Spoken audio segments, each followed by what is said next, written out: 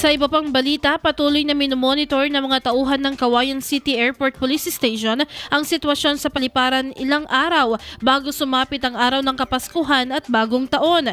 Bilang hakbang sa pagpapanatili ng kaligtasan ng mga biyahero maging ng buong paliparan, mahigpit ang kanilang pagpapatupad ng seguridad. Kabilang sa hakbang ng kanilang ginagawa bilang bahagi ng anti-criminality program ay ang enhanced checkpoint at inspection sa mga pumapasok na mga sasakyan sa lugar. Maliban dito, patuloy rin ang kanilang pamamahagi ng flyers at pagsasagawa ng dialogue sa mga individual sa paliparan upang mas palawakin ang kanilang kaalaman pagdating sa mga umiiral na polisiya sa lugar, katulad na lamang ng security risk items o ang mga bagay na ipinagbabawal bitbitin. Umaasa naman ang pamunuan ng Cauayan City Airport Police Station na magiging maayos at payapa ang pagdiriwang ng Kapaskuhan at Bagong Taon.